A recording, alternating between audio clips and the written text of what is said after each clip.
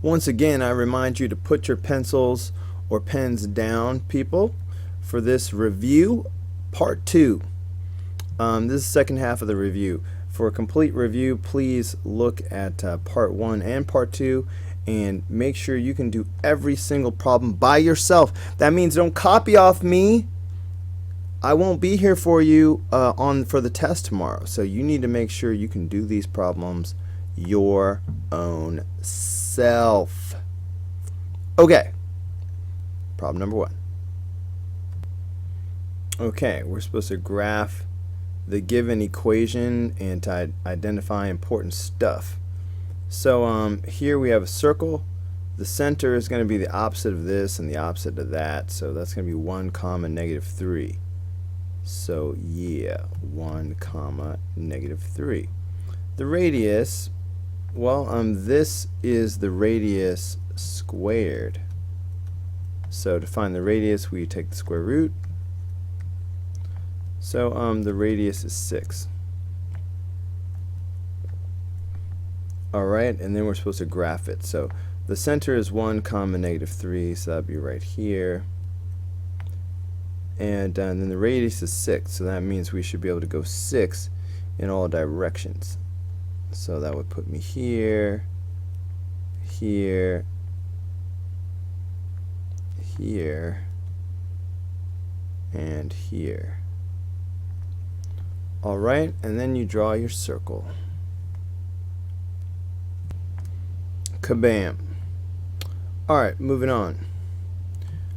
Number 2.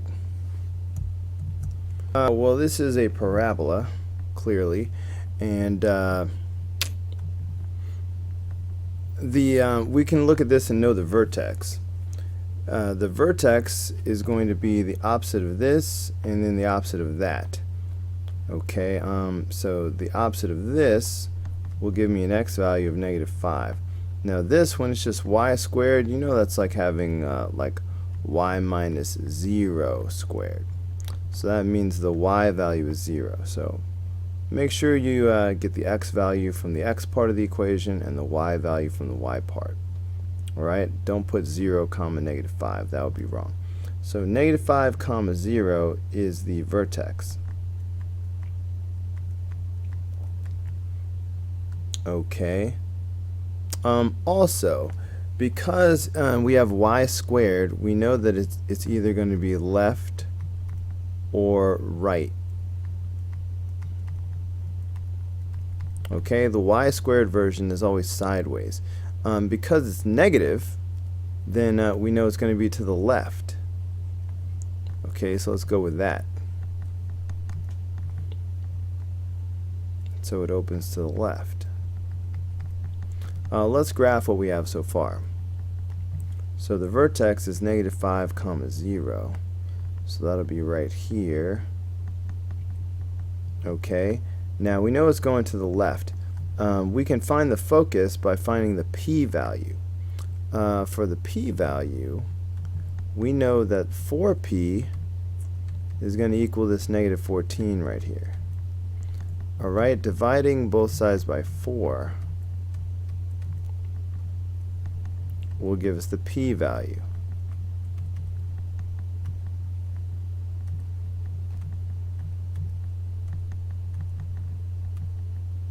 Alright, that's negative 3.5. Okay, so that tells us where to put the focus. Alright, we knew the focus would be to the left. Now we know that it will be to the left 3.5. So here I go. 3.5. So the focus will be right here. That also tells me the directrix, which will be 3.5 in the other direction.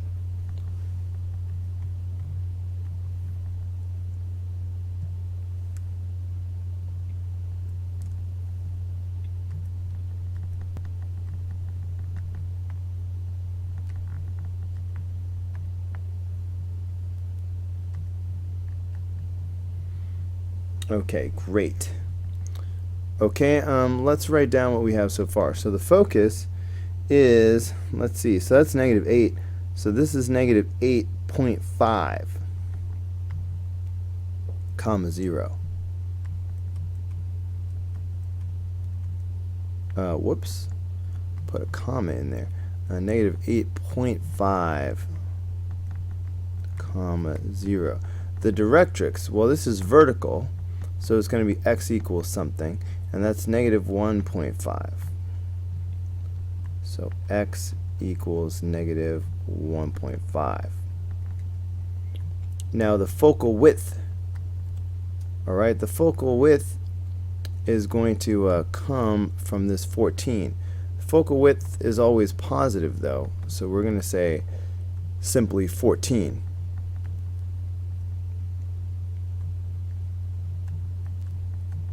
Now that tells me that the width of the parabola at the focus is a total of 14. So that means if I go up 7 and down 7. So here's up 7. Okay, and then down 7. Okay, for a total of 14. And that's going to give me enough information to graph my parabola.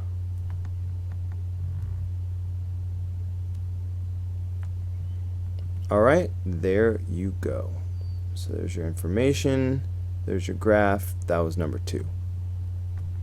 Alright, we're going to do the same thing on number 3, except for we'll have to rewrite it in standard form ourselves. Now we know this is a parabola, not a circle, because only one of the variables is squared. If there had been a y squared in here, boom, now it's a circle. But it wasn't. So this is a parabola. Keep that in mind. Notice that the x value is squared. That means we'll keep the x's over here, but the y and anything else is going to have to go away. So I will add 16y to both sides to get that out of the way. So I'm going to have to complete the square to turn this into standard form. So right now though, I have x squared minus 4x, leave a space to complete the square. Okay, these are gone. So over here now I have 16y plus that's 76. Now it's time to complete the square. Half of 4 is 2. 2 squared is 4. Please be sure to add that 4 to both sides of the equation. Alright, on this side, completing the square guarantees us that this will factor as the same thing twice. So x times x. 4 is 2 times 2. The sign is always going to come from the middle term here, so that's going to be negative. Meanwhile, over here I have 16y. Put these together, that's plus 80. Okay, now on the left, I can go ahead and get my standard form going by writing x minus 2 squared. Now I need parentheses over here if I can, and I will get that by factoring out the 16. Okay, now remember, when you're factoring out a common factor, what you are doing is you're dividing. So those would cancel out and just give you y. So it's just a matter of what's 80 divided by 16.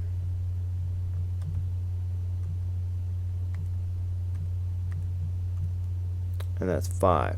So this is going to give us y plus 5. So this is our standard form equation. Okay, from this we know the vertex, opposite of this, opposite of that. So that's going to be 2 comma negative 5.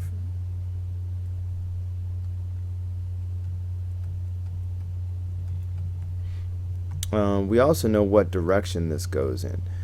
Because the x is squared, that would mean either up or down. But because this 16 is positive, that tells us that it's going to be up. So it opens up. Alright, let's graph what we have so far. 2 comma negative 5. That's right here. Now we know it opens up. We want to find the focus. So we need that p value so we know how far to go up. Well, 4p is going to equal this 16. So dividing both sides by 4,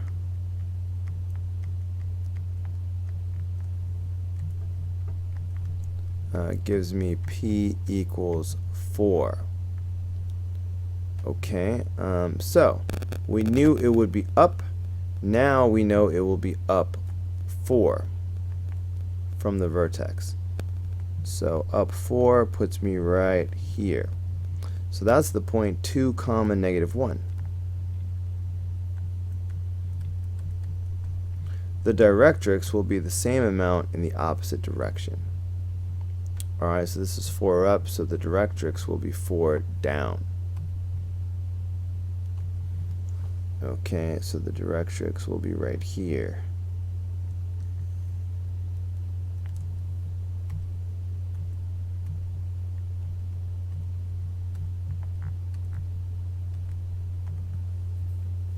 Alright, so that directrix. Horizontal lines are always y equals. So that's y equals -9. Now the focal width is going to be this number right here. It's always positive. Even if it were negative, it would still be positive 16. Alright, now that focal width tells me where to put 2 more dots. Focal width means the width at the focus. So at the focus, the width has to be a total of 16. That means 8 to the right and 8 to the left in this case. Alright, that is enough information to draw the parabola.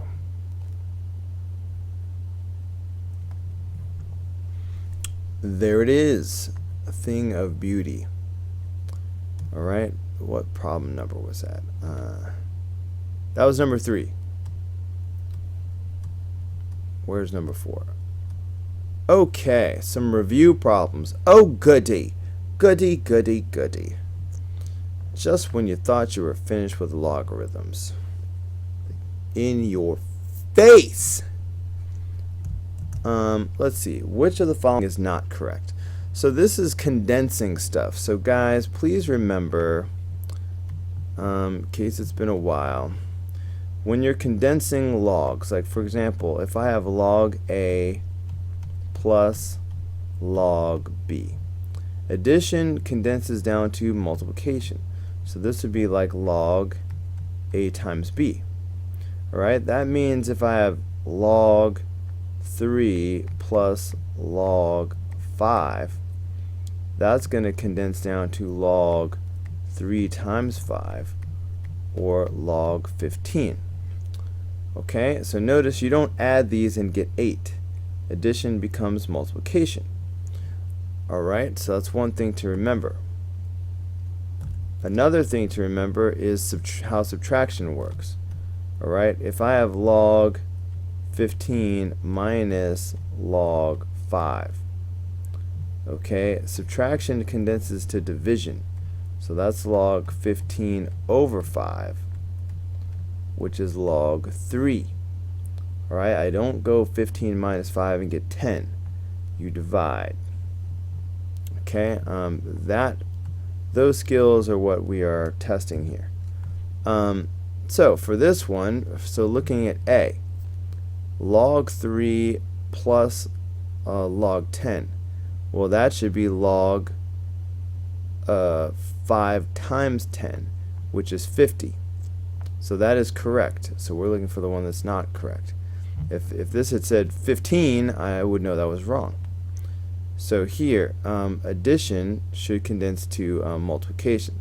So this should be like log base 3 of 4 times 13. 4 times 13 is definitely not 17. So ding, ding, ding, we have a winner. Okay, B is wrong because they just added, and you're not supposed to add, you're supposed to multiply. Okay, the rest of these were all correct. Just going through it real quick, showing why the rest of these are all correct. Here we have subtraction. That would become log base 3 of 4, 12 over 4.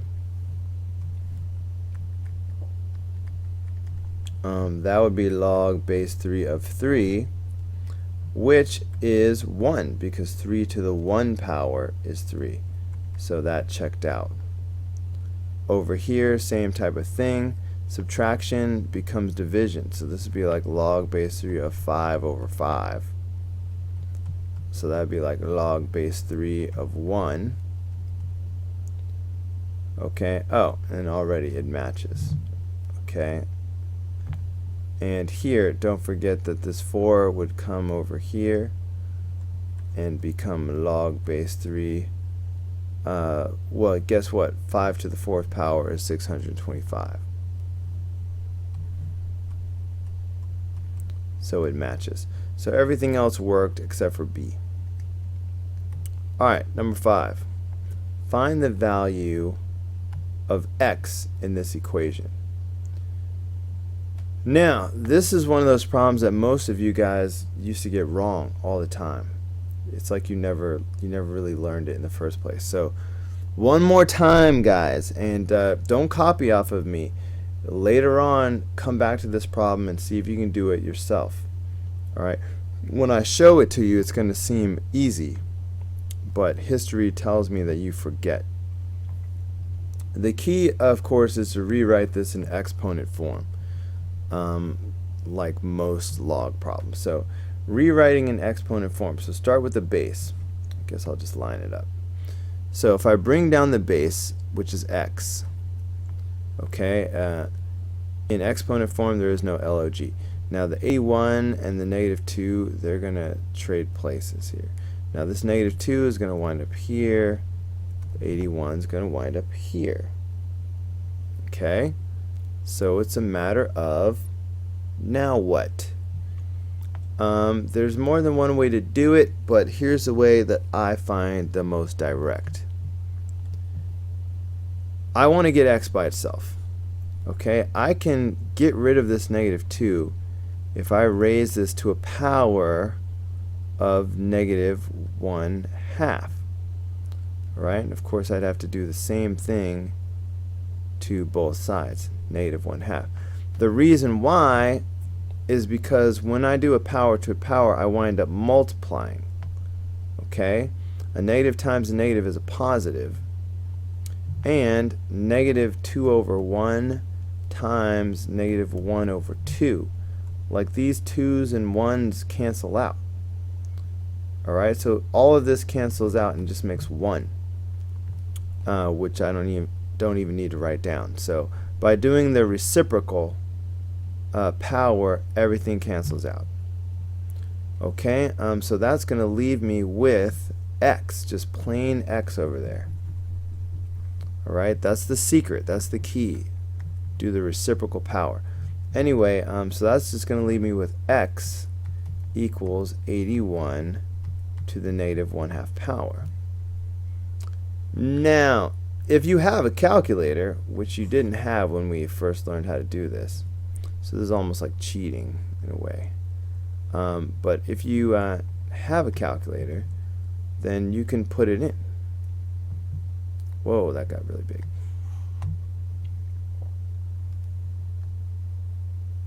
Okay, I can do 81 to the -1/2 power. So I can go 81 to the -1/2 power.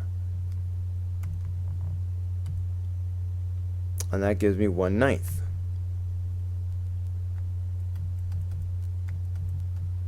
Alright, now, without a calculator, you should still be able to do it.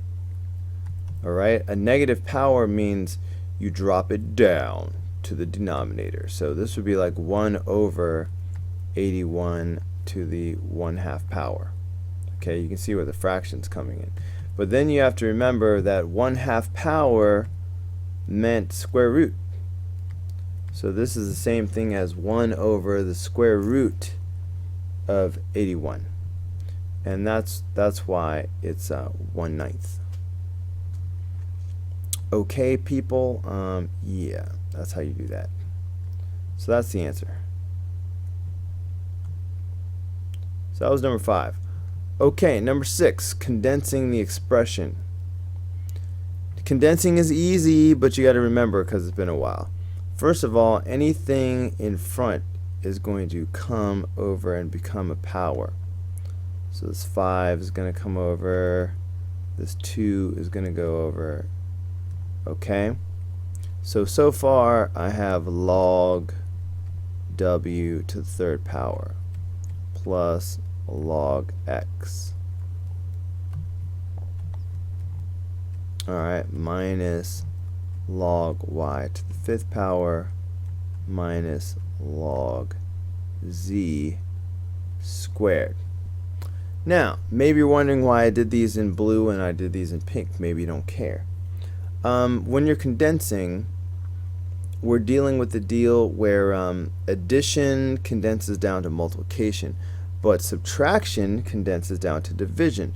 Now, the way that plays out is anything that's a positive term is going to wind up in the numerator, and anything that is a negative term is going to contribute to the denominator. Okay, so when I make this fraction that I'm about to make, these blue ones are both positive. So wait, I messed up a little bit. So I have 4 LOGs, but when I condense, I'm just going to have one. Just one log statement. Now, the blue stuff is going to wind up in the numerator. So I'm going to have w to the third power and x in the numerator. Only one LOG. Now, the stuff that came from a negative term will wind up in the denominator. So I will have my y to the fifth in the denominator, and I will have my z squared in the denominator. And that is my final answer.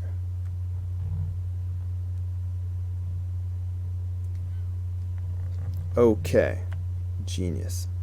So that was number 6. Number 7. Alright, number 7 gave you guys fits in the last unit. But as promised, it is back again. So given the circle with diameter that has these endpoints, write the equation of the circle in standard form. So you should definitely be drawing a picture. That's what I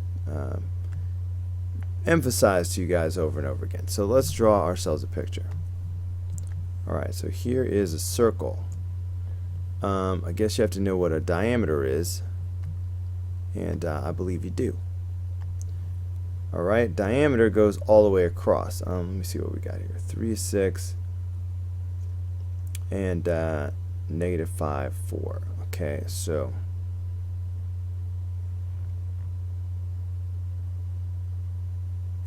Okay, so here's my diameter. Alright, if it's a diameter, that means it's going to go through the center. So I should put a center on here somewhere. Okay, now it talks about the endpoints. Okay, so one of our endpoints is the point 3, 6, and the other one is -5, 4. Okay, it really doesn't matter which one you put there. I tried to make it make some kind of sense, but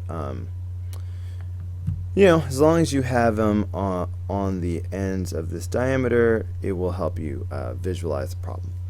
Okay, so we're supposed to write the equation of the circle in standard form. Now, guys, remember the model for the equation of a circle. We have x minus h squared plus y minus k squared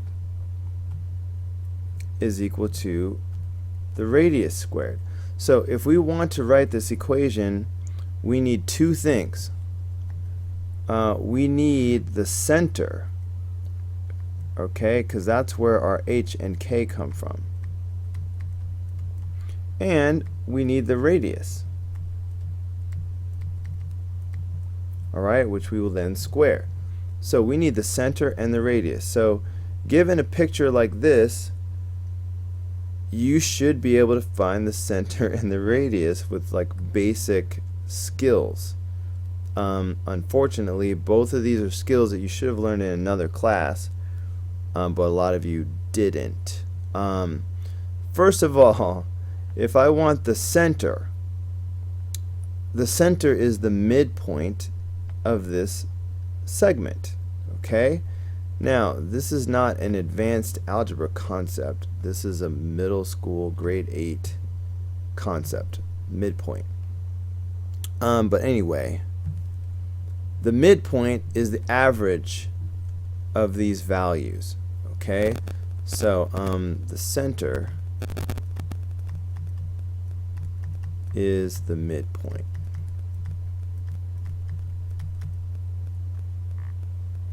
Okay, so it's the average. We're going to add up the values and divide by 2. So to get the x value, I'm going to do -5 plus 3 divided by 2. Not minus. Okay, we're not subtracting. We're not doing x minus x. We're doing x plus x divided by 2. Because we're doing the average. Add them up and divide by 2. To find the y coordinate, we will do 4 plus 6 divided by 2. Alright, -5 plus 3. So that is -2 divided by 2. And here I've got 10 divided by 2. So that is going to give us a midpoint or center of -1, 5. Okay. So right there, that allows us to write the left half of our equation, okay, because that's our h and our k. So that means the left side of our equation is going to be x plus 1 squared plus y minus 5 squared. Okay, we don't have the r yet. Alright, notice it's the opposite of these. So that was negative, so I put plus. That was positive, so I put minus. But I have all that. Now all I need is the radius. Okay? Now you guys understand that the radius is half of the diameter. Like that's the radius right there. So if I could find the length of the diameter, all I need to do is divide by 2 and I'd have the radius. So again, here comes a skill that you should have learned in another class. The length of this segment is the same thing as the distance between those 2 points. I'm using that key word distance because I'm about to use the distance formula and I want to remind you of that. So remember, the distance formula is like this. It's like x minus x squared plus y minus y squared and the square root of all that. Alright, now here this d is not only the distance, but I could use d to mean the diameter because I'm about to find the distance between these 2 blue points. Now if I was really confident in my midpoint, I would just use the distance formula using the midpoint and that would give me the radius directly. But if I'm messed up on the midpoint, then I'm automatically gonna get the distance wrong too. So I try to avoid using something that wasn't given. So here we go. So x minus x, so that's going to be -5 minus 3 squared. Now y minus y, so that'll be 4 minus 6 squared. Now this is the diameter. Don't forget, whatever we get, we're going to have to cut it in half for the radius. Now guys, I applaud you for wanting to do this by hand, and you should be able to do it by hand. But many of you are making careless mistakes. So you need to double check your work using the calculator. And so you really could type in this entire expression. So -5 minus 3 quantity squared plus 4 minus 6 quantity squared. So we get 2 radical 17. So that's the diameter, is 2 radical 17. Alright, so the radius should be half of this. Okay, so the radius should be 2 radical 17 divided by 2. Alright, so diameter cut in half. Alright, obviously that's just going to cancel out. So the radius is radical 17. Okay? Now remember that in the equation here we have the radius squared. So if the radius is radical 17, I'll just recopy that for a second.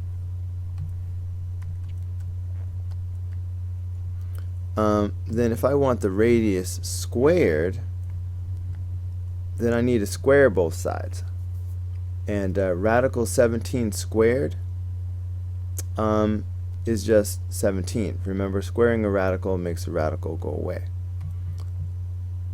Okay, so the radius squared is just 17. So that is what's going to go in this spot right here.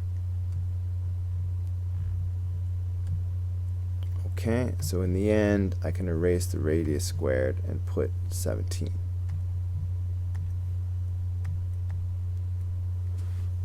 Okay, and then I'll just recopy it on the line where it goes.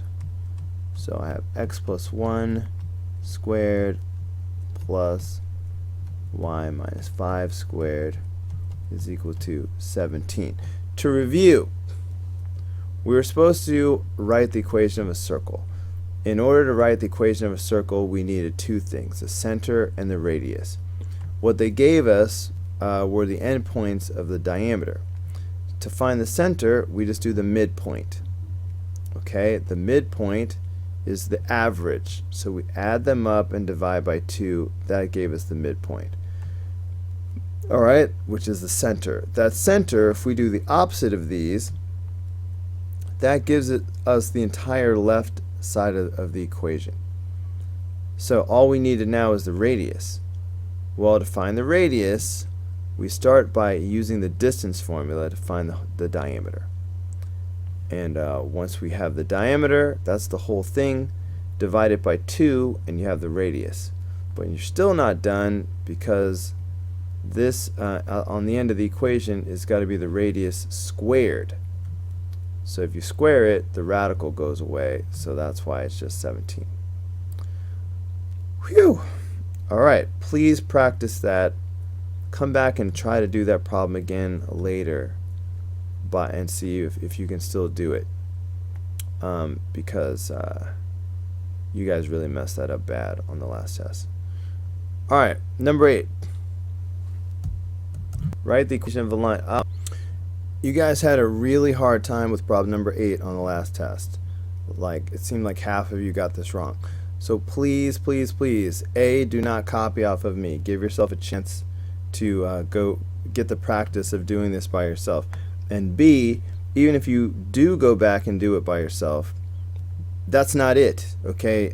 Most of you will do that and then forget it tomorrow. So you need to come back later, like hours from now, and make sure you can still do it by yourself. Make sure you haven't forgotten how to do it, because that happens to you guys a lot. So focus, man. Alright, write the equation of the line tangent to the circle.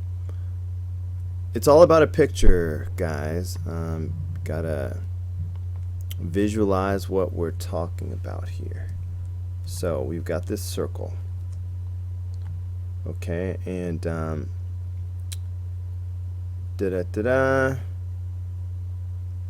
alright, there's a point 3, 1.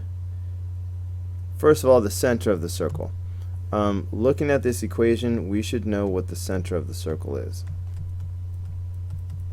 The center of the circle will be the opposite of this and the opposite of that. So that'll be +1, -2.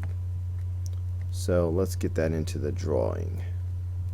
Okay, 1, -2, that's my center.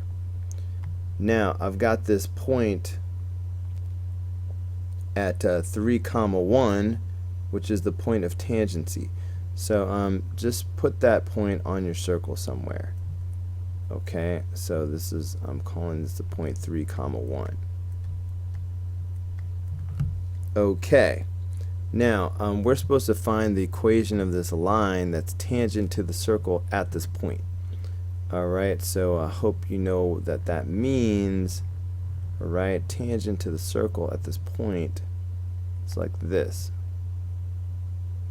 Alright, it means it's just touching at that one point. Alright, so we are supposed to find the equation of this pink line. So, it's going to take us 4 steps to find this equation. And the 4th step, I'm going to put it over here. Okay, I'm going to say, let's see, step 4. The 4th step is to write the equation.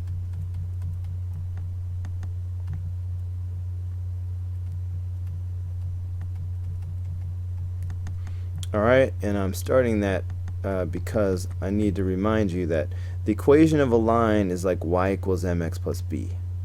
Okay, so that means y equals something x plus something. Alright, this is your slope m, and this is your y-intercept b. We are looking for these two things, the m and the b. Okay, so that's just to organize your thoughts. So here are the other 3 steps. In fact, here's an outline of everything we're going to do. So step 1, we're going to find the slope of the radius. Okay, we need to find the slope of this pink line, the slope of the tangent, but we don't have enough information to find that directly. So we're going to find the slope of the radius first. But then, step 2, then we will be able to find the slope of the tangent.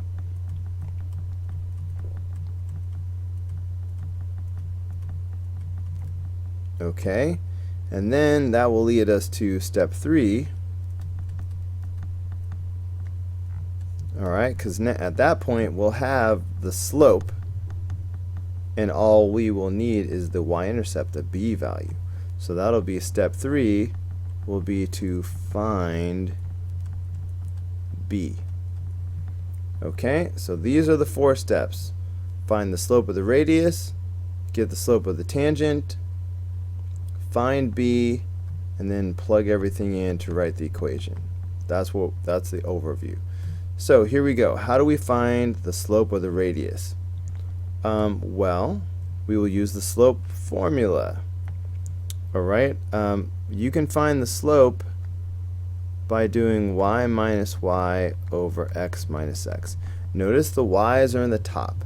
Several students did x minus x in the top, and that's why they got the problem wrong. It's rise over run. The rise will be the y values. So anyway, so I could do -2 minus 1, for example. Okay, y minus y. So -2 minus 1 over x minus x. So 1 minus 3.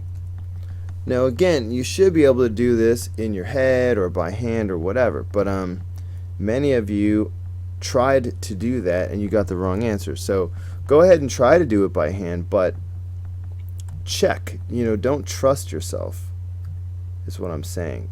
Double check, because why get it wrong when you got a calculator that will help you? So -2 minus 1 over 1 minus 3. Okay, is 3 over 2. Please use your calculator to check your work. Okay, so far we found the slope of the radius. Okay, this is a radius right here. Okay, this is what we just found the slope of so far. Now the radius is always perpendicular to the tangent line. So these two guys are perpendicular. And because they are perpendicular, again, you should have learned back in middle school, or at least freshman year, that the slopes of perpendicular lines are always opposite and reciprocal. Okay, opposite, I mean opposite in sign. So if I want the slope of the tangent, if the slope of the radius is 3/2, then the slope of the tangent is going to be negative because it's opposite sign, and then reciprocal. So reciprocal means upside down, so 2/3. So this is the slope of the tangent, negative 2/3, opposite and reciprocal from the radius. Now that slope is the slope that we were looking for. So we can go ahead and fill that in. So the slope of the tangent is negative 2/3. So I'm going to have negative 2/3. All I need now is the y-intercept, and I'll be done. So that brings us to step 3. Find the slope of the y-intercept. I mean, not the slope. Find b. Find the y-intercept. And so let's go.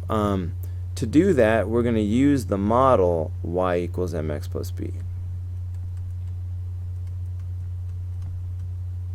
Alright, the m is the slope we just found, negative 2/3.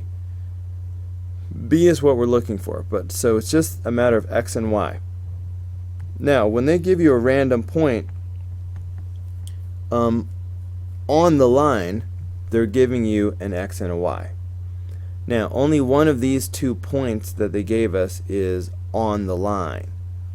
Alright, so we are not going to use the 1, negative 2. Alright, the center is not on the tangent line that we're trying to find the equation of. This point over here is. So we're going to use it. So we're going to use the 3 will be the x and 1 will be the y. Do not use the center. It is not on the line that we want to find the equation of, the tangent line. Okay, that was a common mistake. That's why I'm emphasizing it. So 1, the y value, equals m, which is negative 2/3, times x, which is 3, and then plus b.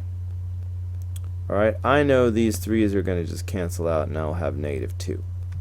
If you did not know that, then put it in your calculator. You see a theme here? Use your calculator a lot.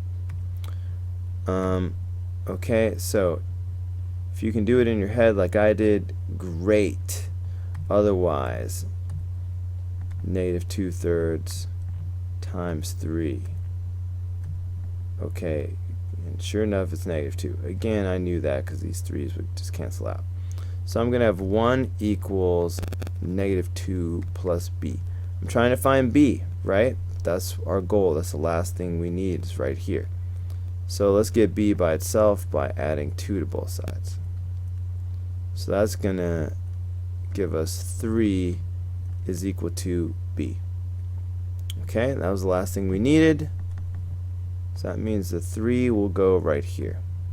So that means we can go ahead and write the final answer more neatly. So the final equation will be y equals negative 2/3 x plus 3. Okay, again, A, I hope you didn't just copy off of me that entire time. Alright, B, whether you did or you didn't, you need to go back and make sure you can do this problem by yourself. And C, even when you go back and do this problem by yourself right now, just because you can do it right now, 2 minutes after I did, doesn't mean you'll be able to do it tomorrow on the test. So what you need to do is, this is a commonly missed problem. So this problem's like the enemy. So I need you to go home, have dinner, do homework from another class, whatever. Send a text message to your girlfriend, boyfriend, whatever. But then later, come back hours from now and try to do this problem again by yourself. And really, number 7 and number 8 are the 2 problems most missed on the last test. So come back, print out a blank copy, take out a blank sheet of paper, try to do those two problems again hours later. If you can still do them hours later, you're probably okay. Maybe even try to do them, in the morning or something. Okay, enough speeches. Alright, I think that's it. That was the end of the homework. Alright, guys, please, this is part 2 of the review. Part 1 was in the other video.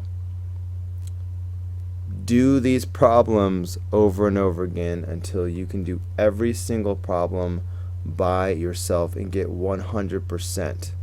If you do that, you will not fail.